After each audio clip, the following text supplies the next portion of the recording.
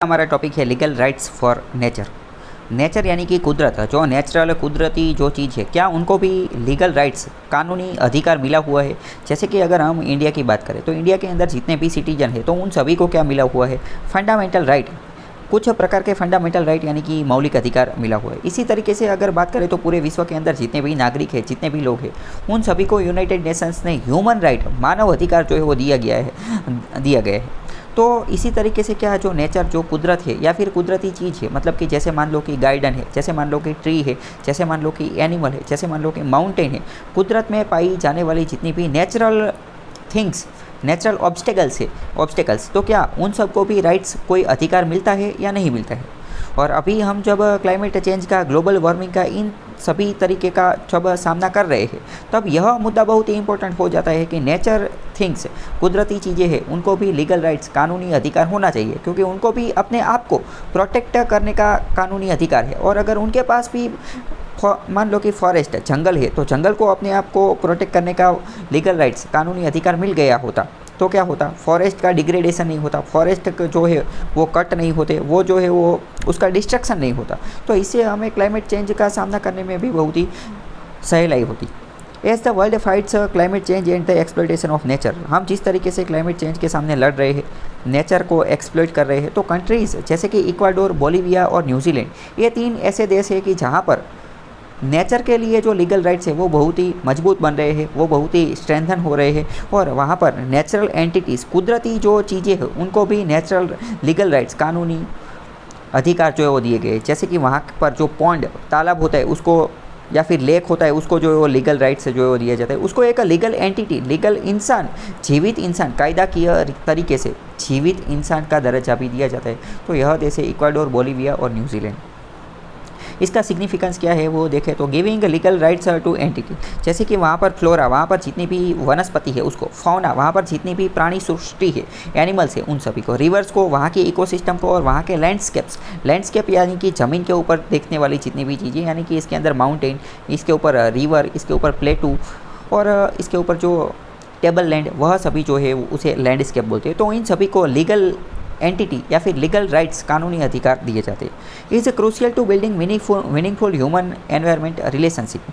तो अगर इस तरीके से इन नेचुरल एंटिटी को अगर हम लीगल राइट्स देंगे तो क्या होगा, ह्यूमन यानी कि मानवी और एनवायरनमेंट, पर्यावरण के बीच का जो रिलेशनशिप है वो बहुत ही अच्छा रहेगा, वह हेल्दी रहेगा, वह स्ट्रेंथन रहेगा और वह ब्यूटीफुल, खूबसूरत रहेगा। इसका बॉन्डिंग जो है वो ज़्यादा से ज़्यादा मजबूत होगा ह्यूमन एनवायरनमेंट रिलेशनशिप का।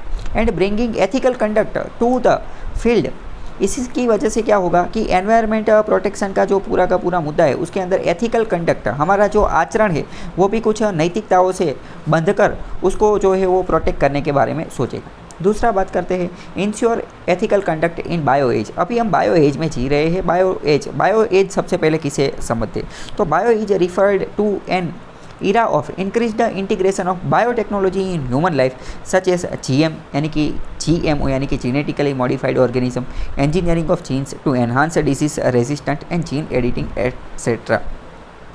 बायो एज क्या है, तो बायो एज एक तरीके से ऐसी चीज़ है कि जहाँ पर हम बायोलॉजी यानी कि जो सजीव है, जो जीवित जो कोई भी चीज़ है, उसका जब हम टेक्नोलॉजी के साथ प्रयोग करते हैं या फिर टेक्नोलॉजी और बायो, जिसे हम बायोटेक्नोलॉजी बोलते हैं, इन दोनों का जब सम्मिश्रण करते हैं और इन दोनों के मिश्रण से जो एज, जो ज़माना, जो समय चल रहा है, उसे हम बायो एज कहते हैं। तो आजकल हम लोग क्या करते हैं, टेक्नोलॉजी की मदद से जो जीन होता है, यानी कि जो सजीव ऑर्गेनिज्म का जो जीन होता है, उसे ही हम मॉडिफाइड कर देते हैं और उसे हम बोलते हैं जीनिफाइड मॉडिफाइड ऑर्गेनिज्म।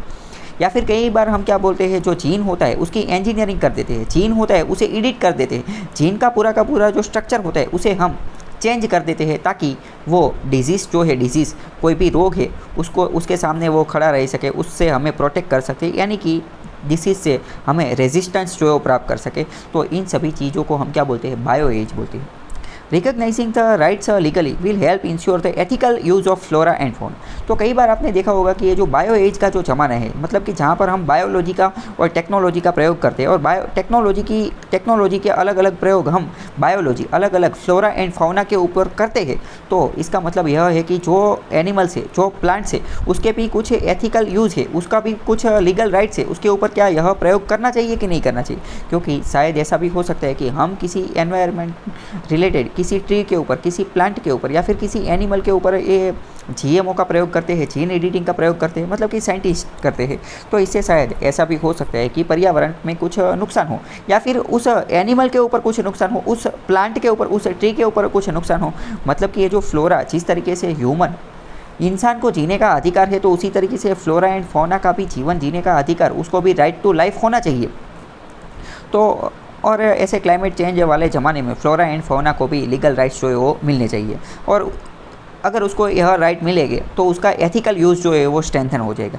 तो इसके रिगार्डिंग क्या क्या स्टेप्स लिए गए हैं वो देखते हैं। तो सबसे पहले इक्वाडोर नाम का जो देश है, तो इक्वाडोर जो है वो फर्स्ट कंट्री, पूरे विश्व के अंदर पहला ऐसा देश बन गया था जिसने recognize the rights of nature. कुदरती जितनी भी सब्सटेंसेस है उनका भी अधिकार होता है, उनके भी कुछ राइट्स होते हैं, इसको रिकग्नाइज करने वाला विश्व के अंदर सबसे पहला देश जो था वो था इक्वाडोर। 2008 में ही उसने बोल दिया था कि फॉरेस्ट, आइलैंड, रिवर, एयर, यह सभी जो है वो लीगल एंटिटीज़ है, और इन सभी लोगों को जो है लीगल राइट्स, कानूनी अधिकार जो है वो दिया जाएगा to exist, flourish and evolve. इन सभी चीज़ों का, इन सभी यानी कि फॉरेस्ट को, आइलैंड को, रिवर को, एयर को, इन सभी को एग्जिस्ट यानी कि जीवन जीने का, फ्लरिश करने का और इवोल्व होने का पूरा अधिकार है। अप्रैल 2022 के अंदर इक्वाडोर जो है वो पूरे विश्व का प्रथम ऐसा द फर्स्ट कंट्री बन गया to grant legal rights to individual wild animals. हर एक इंडिविजुअल, व्यक्तिगत वाइल्ड एनिमल्स, जंगली प्राणी जो होते हैं, उनको भी लीगल राइट्स देने वाला पहला देश बन गया था।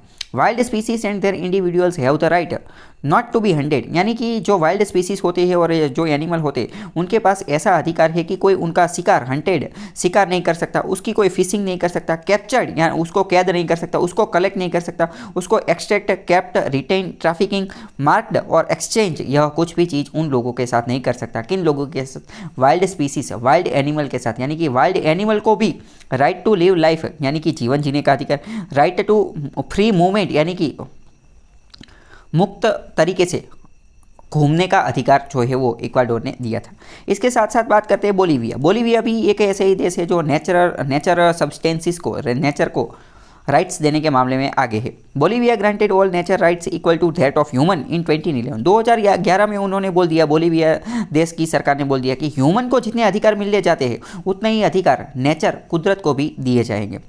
और इसके रिगार्डिंग उन्होंने एक लॉ एक्ट बनाया कि law of the rights of mother earth यानी कि जो पृथ्वी है उनके भी कुछ राइट्स, कुछ अधिकार है, और उसके रिगार्डिंग इन्होंने एक लॉ बना दिया which redefined mother earth as an indivisible community of all living system and living organism. यानी कि मदर अर्थ क्या है? तो मदर अर्थ एक इनडिविजिबल कम्युनिटी है, एक ऐसी कम्युनिटी है जिसको डिवाइड नहीं कर सकता, और ऑल लिविंग सिस्टम सभी के लिए यह एक इनडिविजिबल कम्युनिटी है।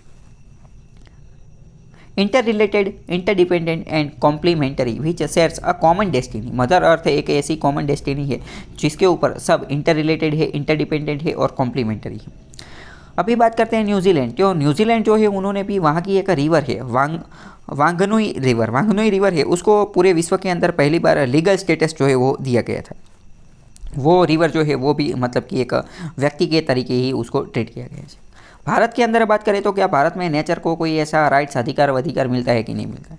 तो भारत के कॉन्स्टिट्यूशन में अगर देखें तो फंडामेंटल ड्यूटी में आर्टिकल 51A क्लोज G, उसके अंदर हम देखें तो हर एक नागरिक की ऐसी एक फंडामेंटल ड्यूटी है कि वो वाइल्ड लाइफ को प्रोटेक्ट करेगा and have compensation for all living creature. जितने भी जीवित क्रिएचर है, जितनी जीवित प्राणी, उन सभी के प्रति कॉम्पेशन यानी कि दया भाव जो है वो रखने की कोशिश करेगा। 2017 में भारत के अंदर उत्तराखंड हाईकोर्ट ने गंगा रिवर उसको जीवित एंटिटी यानी कि लीगल एंटिटी का जो है वो दर्जा दिया था, उसको भी लीगल राइट्स देने की बात की थी और उसके जितने भी राइट्स जो है उसको प्रोटेक्ट करने की बात की थी, और गंगा रिवर को किसी भी तरीके से हार्म नहीं होना चाहिए, ऐसा वर्डिक्ट, ऐसा जो है वो चुकादा दिया था। However supreme court stayed it due to various legal and administrative issues. Uttarakhand high court ने तो ऐसा बोल दिया था कि गंगा रिवर जो है वो लीगल एंटिटी है, लेकिन सुप्रीम कोर्ट ने इस पूरे के पूरे जजमेंट को स्टे कर दिया था और इसको जो है वो मानने से इनकार कर दिया था, क्योंकि सुप्रीम कोर्ट ने बोल दिया कि अगर गंगा रिवर जो है उसको लीगल एंटिटी दे दी जाएगी तो इसके अंदर बहुत सारे लीगल और एडमिनिस्ट्रेटिव इश्यूज, बहुत सारे प्रॉब्लम चैलेंजेस जो है वो सामने आएंगे।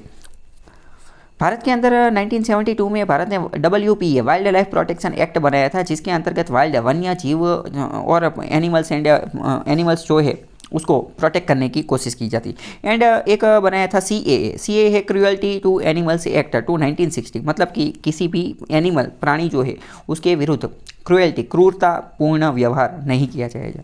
Do not recognize animal as an individual entities, मतलब कि भारत के अंदर यह तो एक्ट तो है, लेकिन इन दोनों एक्ट में कहीं पे भी एनिमल्स जो है उसको इंडिविजुअल लिविंग एंटिटी का दर्जा नहीं दिया गया है। जबकि हमने देखा कि ये बोलीविया और इक्वाडोर जो है उन लोगों ने तो क्या किया था, उन लोगों ने इनको लीगल एंटिटी का जो है वो दर्जा दिया गया था।